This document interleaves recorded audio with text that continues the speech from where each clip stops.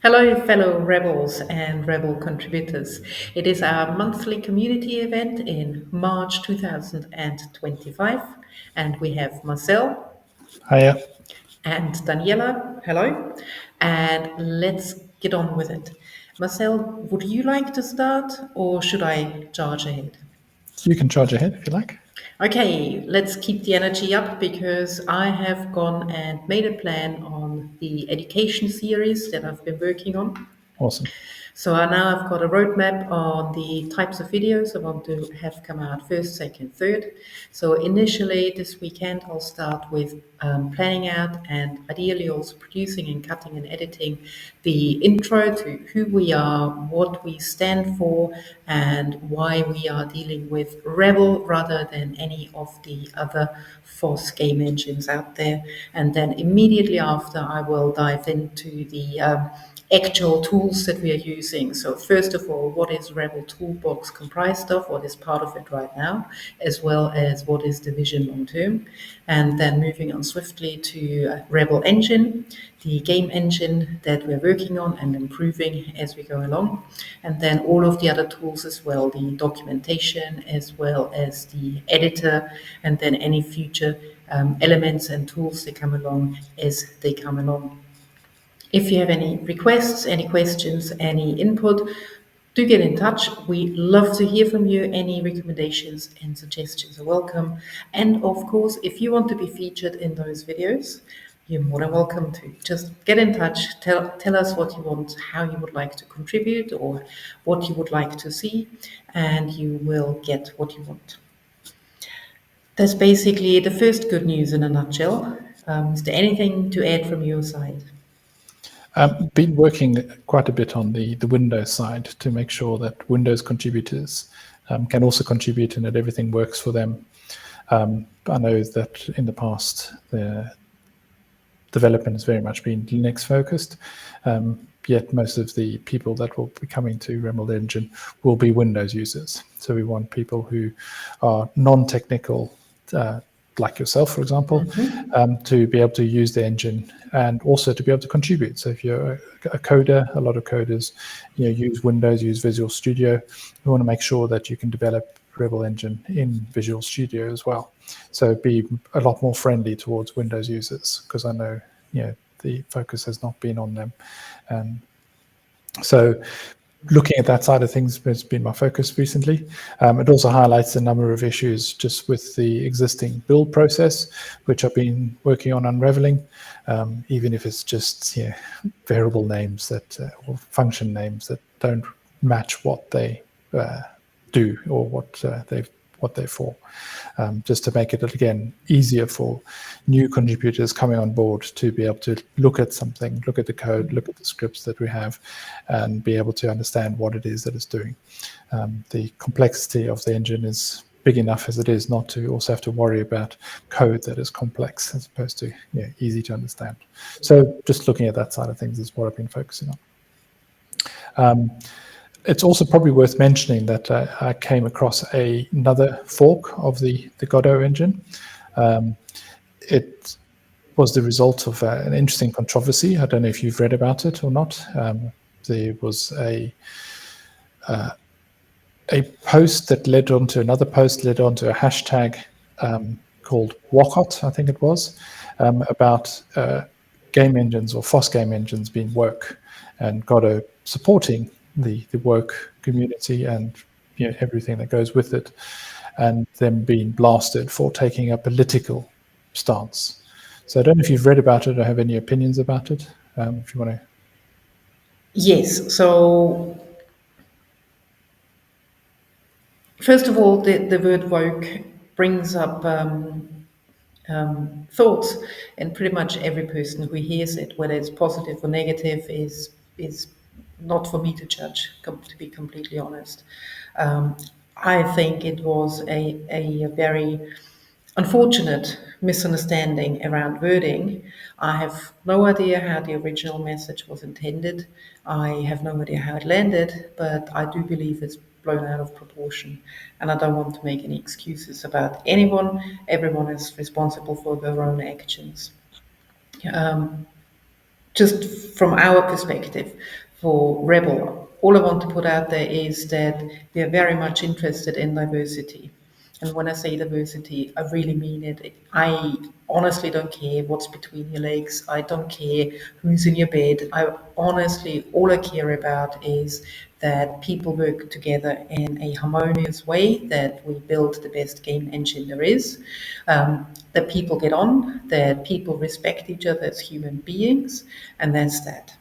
I would prefer if we have a diverse group of people, again, diverse in all directions, including diversity of thought. So you may get two women, say, from a very different background that couldn't have more different thoughts from each other. So it doesn't matter because they're the same in one aspect or one vector, that they are similar in a different one. Again, diversity of thought, diversity of experience is something positive in my opinion. It will take a little bit more time, a little bit more effort to understand each other. It needs a bit more patience, a bit more gentleness, if you like, to give other people the time and space to explain themselves, to hear them out to the end, to really listen, and then think about it a little bit. So rash statements quite often land badly, and I think that's what Godot had to deal with. Whereas for us, we are actively trying to establish a community where everyone can feel welcome and where people find a home where they think the community is what they want to be after. Now, there's one exception. I will not tolerate bullies. As soon as somebody is causing problems, that person will be spoken to, they will be held accountable, and if need be, they will be banned relatively quickly. That's all. As long as you get on with people, as long as you are willing to cooperate and willing to give people the time of day, it's all good. Let's be friends, let's work together, let's learn together, and work on a really great product that we have. That's all I wanted to throw out there. I think that's key, because one of the reasons we've created Rebel Engine is for the community. We want to create a community that is open to everyone and not just a select few, and traditional few particularly. And being able to respect everybody and everyone's opinions and everyone's thoughts and things like that in a conversation that's constructive way. So disagreements obviously welcome, but we need to be able to talk about them and not have someone just put their foot down.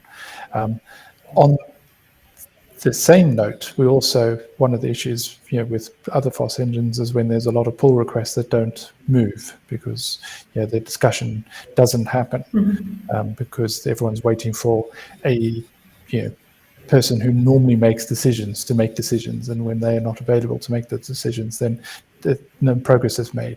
There can be a lot of discussions about a topic, but nothing moves forward. There's people say different things, and we never get to. And even when a consensus is reached, that it doesn't move forward. So it's about being open to everyone to be able to make their contributions, both from a technical level, but also from a user's perspective. And how do we approach what it is that's important to the game creator, than as opposed to the game engine developers, and changing that focus on that side of things. So it's very much creating a community where we're open to discussing things and having that diversity to be able to get different opinions coming forward. So I think that was one of the key reasons we created Rebel Engine in the first place, was to have a more inclusive and open community where things can be discussed. That's why we have these monthly online events, so people can come and talk to about things, not just have them be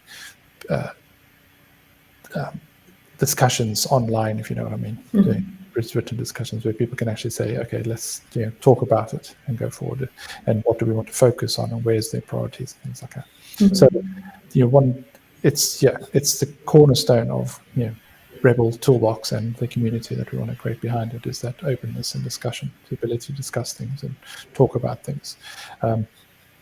And when there are politically charged comments and wording and things like that, I agree, it's not what Rebel Engine is about, but I do also understand that we are not going to tolerate as you said, bullies. They come in and say, no, this is the way it must be done, or this is the way it's always been done, or any of those kind of things. We want to discuss things and work away, to make it better for the community and for the users of the product. Exactly.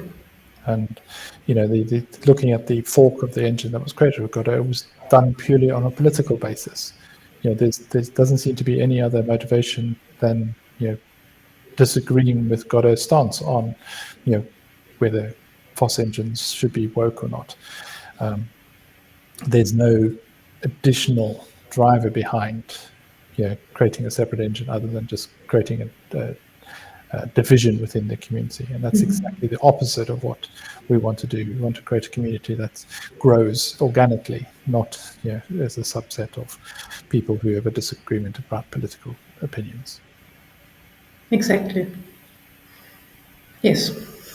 I don't think there's anything to add at this point. It's I think it's worth having a look at the fork, so we can also learn, because they've managed to take quite a big chunk of the Godot community with them. I think it's also important to understand what kind of culture those people have, and make sure that when we're developing our community, that the culture that we develop, as you said, is one of inclusivity, not a chest thumping, alpha male environment, which is quite often what you end up getting. I'm laughing for those people who don't know me. I'm laughing because I used to work in those sorts of environments, and in my experience, the best way to get things done and to get things done well is to talk with one another, to come to the best outcome. And yes, it sometimes may mean that people have to give a little, people may have to compromise a little, but ultimately it will be the best outcome for the product as well as the community as a whole if people talk to each other. And initially it may take a little bit longer, but generally every single project that I was involved in personally hit the milestones in terms of budget, in terms of time frame and everything, as long as people had time at the beginning to voice concerns, to come to the agreement on what is going to be done, and then go and do. And that's why I was laughing. The chest thumping crowd, who I also worked with, often appeared to agree at the beginning, only to fall apart later on, and then the chest thumping starts and it crumbles.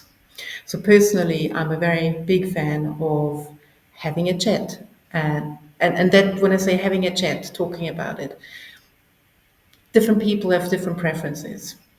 So I quite often prefer email because I can read, I can think about it, take my time, make a cup of tea if I feel the need to, and then respond appropriately rather than being overwhelmed with information and feeling like I have to make a decision in the moment.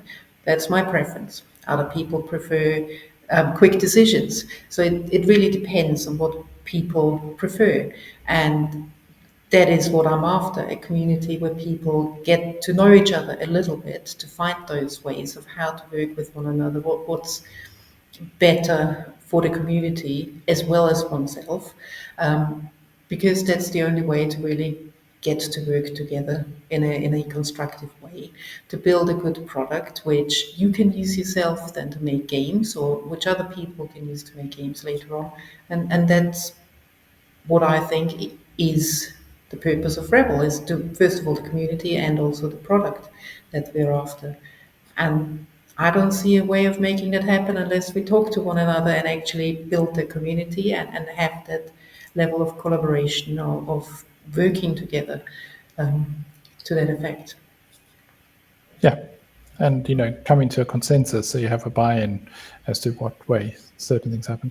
I think it's also important to recognize the fact that there's a term called bike shedding, where a lot of discussion takes place about very unimportant things, and identifying those as well. To take away those discussions where a lot of people have, everyone has an opinion about it because they understand it, because it's something simple that everyone can understand, and it's a lot of the time it's not important, and a lot less discussion happens around the more important areas, because people don't understand it. So finding that balance as well, that we discuss the things that are important, and come to quick decisions on things that are not. Yes. Move on, because when it's unimportant, it doesn't really matter which way we go.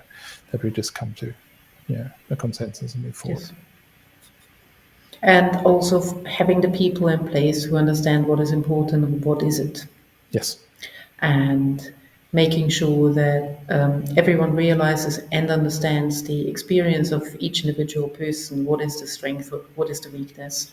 But also, if there is an area people want to develop into, to lend a hand and help them develop, make sure that it's not only a case of people feeling like working for Rebel or anything like that. No, it's a place where people can come and say, okay, I would like to learn, I would like to get experience with something. Let's try it out. Why not? Yeah, and have fun. Yes, most importantly, having fun as well. Yes, exactly. Sorry, one of my downsides is I ramble and I talk too much. So I know I need to be aware of that. Anything else? Not for today. We mentioned last time that we're now able to spend a little bit more time on Rebel.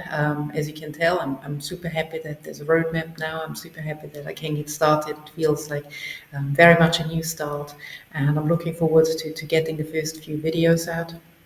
So anything that's educational will be posted on YouTube, so it's going to be open for everyone and people can have a look at it and try and follow along. Again, feedback is very important. Please write into us. Please put the comments out. Just let us know whether it works for you, whether it doesn't.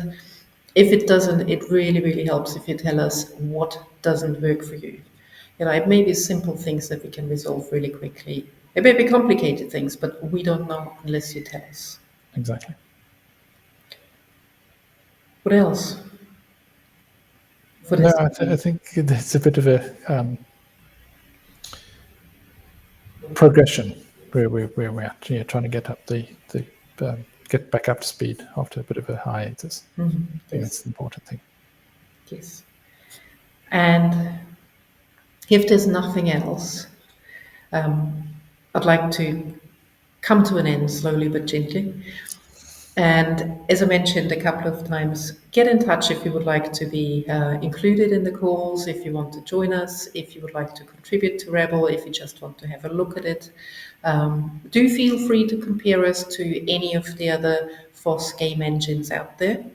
I know that currently for me, it feels a little bit as if we're behind, but trust me, in a year's time, we will have caught up, if not have overtaken some of them. We will not do that by simply importing other people's work, but we will do that under our own steam, and we will be a flourishing community by then. So do join us. I nearly said join the party because that's how I feel at this point. And if you think that this is a worthwhile project, but you don't quite have the time to contribute to it, we also take donations. It does take a bit of money to keep everything running and keep the lights on. So donations are welcome either via Patreon or alternatively via Stripe. It's all on our website, and I will put the links down below. Awesome. Thank you. Good. And with that, I'm going to call our meeting to a close for the day. I hope to hear from you before our next meeting at the beginning of April, second Tuesday of the month at 4 o'clock afternoon UTC. So we just had the US time zone changed to the summertime. Europe is going to follow by the end of March. 30th of March, I believe. So again, time zones will shift a little bit. Check your local time zones, and I hope to see you next time round. Yeah, I hope we didn't miss anyone because of the time change. But yeah. Okay. Until then, bye-bye. Bye.